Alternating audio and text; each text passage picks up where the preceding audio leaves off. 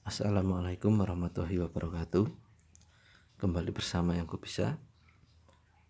Nah, untuk video kali ini bukan seputar pompa drum, namun ada sedikit tutorial cara memperbaiki receiver ini mati total karena kena petir. Dan perlu diingat, channel saya buat bukan hanya untuk seputar pompa drum, karena sesuai namanya, yang ku bisa itu berarti yang aku bisa atau yang saya bisa. Maka sekiranya itu bermanfaat akan saya buat video atau tutorial. Nah, untuk kali ini saya mendapat sebuah receiver parabola. Ini masih jadul, MP2. Ini kasusnya kena petir dan mati total. Nah, oke, kita coba tancapkan dulu ya. Ini stop kontaknya. Dan kita nyalakan. Kalau nyala ini itu di sini terdapat LED atau lampu atau angka-angka. Nah, ini tidak ada tanda-tanda kehidupan. Nah, untuk memperbaiki receiver yang kena petir itu sebenarnya gampang-gampang susah, karena ada dua kemungkinan: masih bisa digunakan atau tidak bisa digunakan sama sekali. Namun tidak ada salahnya untuk kita coba. Dan di tutorial kali ini saya tidak menggunakan solder, karena sekarang itu sudah enak, apa-apa tersedia. Oke, langsung saja buka dulu bautnya.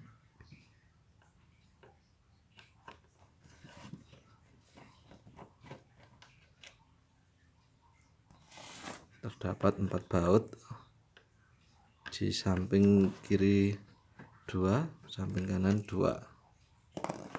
Lepas dulu.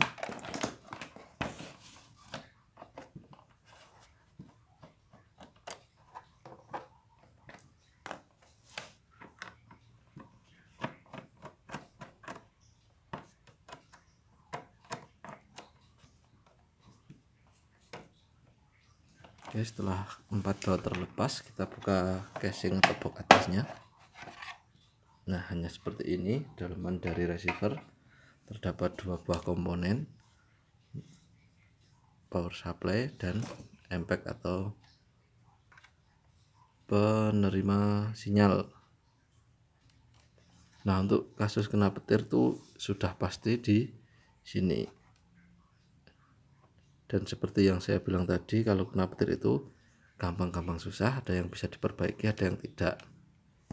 Oleh karena itu, maka saya perlu mengganti satu blok ini yang dinamakan power supply, dan ini sudah saya belikan. Inilah yang nantinya akan mengganti power supply yang kena petir ini.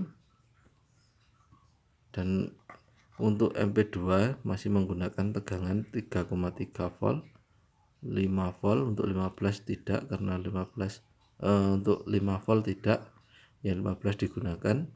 Kemudian 23 volt atau seharusnya 20 volt. Namun tidak masalah karena tidak lebih dari 5 volt.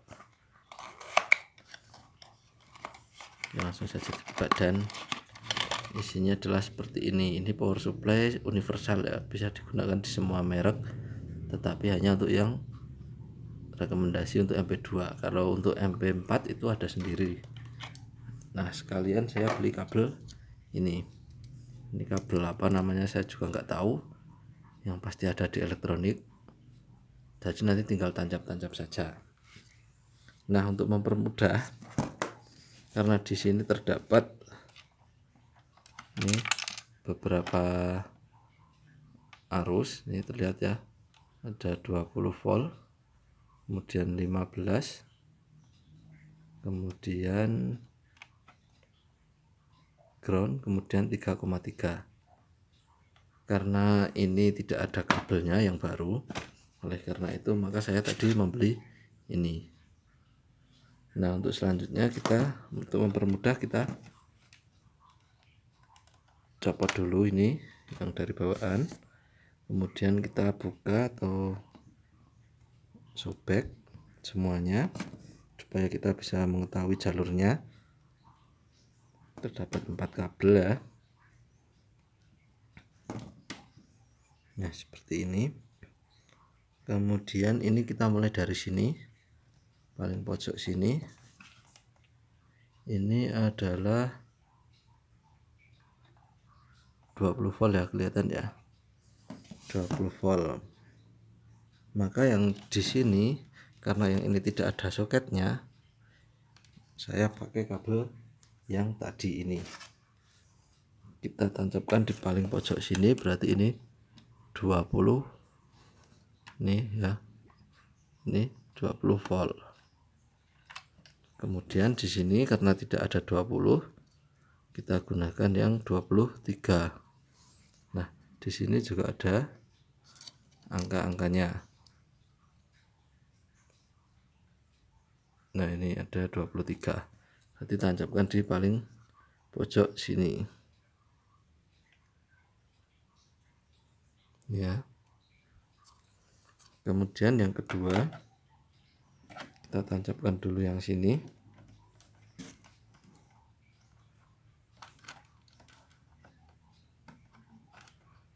Sebenarnya bisa soketnya kita ambil, namun berhubung ada kabel yang enak seperti ini, saya beli, kemudian tinggal masukkan saja. Sekalian kita masukkan ke empat-empatnya, tinggal mengurutkan warnanya nanti.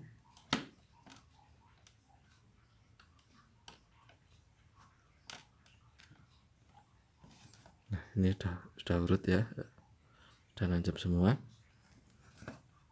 Untuk yang selanjutnya ini kabel warna abu-abu.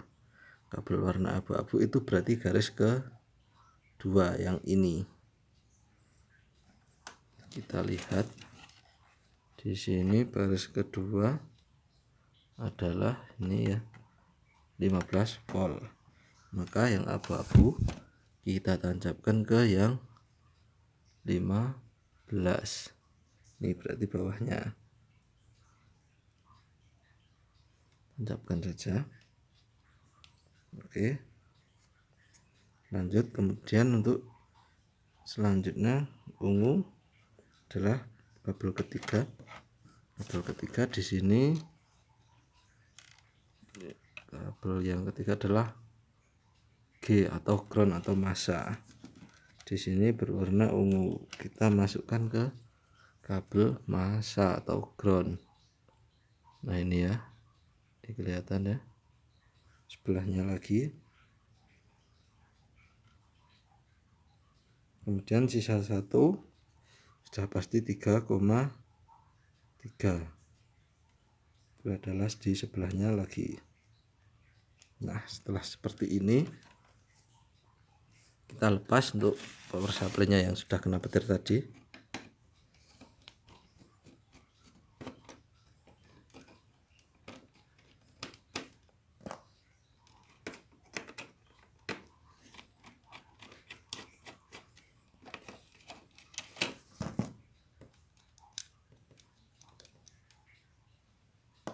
Lepas soketnya dari saklar dan dari listriknya. Ini yang kena petir ya, sudah tidak bisa digunakan. Nah, di sini kemudian terdapat ini ada tulisan CN1. Nah, ini ya CN1 dan ini CN2. Maksud dari tulisan tersebut adalah CN1 itu AC atau dari listrik, maka kita tancapkan yang dari listrik. Kemudian yang CN2 adalah dari switch atau saklar ini. Kita tancapkan saja. Nah, setelah semua sudah selesai, kita coba dulu apakah dia bisa nyala. Tancapkan ke stop kontak, kemudian pencet. Nah, langsung ada tanda-tanda kehidupan. Ini nyala merah, ada garis-garis. Kalau normal langsung nanti keluar angka. Nah, seperti ini. Maka kita sudah bisa memperbaiki atau mengganti power supply tanpa menggunakan solder. Tinggal tancap menancap, tapi perlu diingat untuk menancapkan ini juga harus diurutkan untuk voltasenya. Dan langkah terakhir, kita tinggal nanti baut ini power supply yang baru, kemudian kita tutup. Oke, sekian video kali ini, semoga bermanfaat. Bagi yang suka silahkan like, bagi yang ingin tanya silahkan komen di bawah, dan mohon dukungannya dengan klik subscribe karena dukungan Anda adalah semangat kami. Assalamualaikum warahmatullahi wabarakatuh.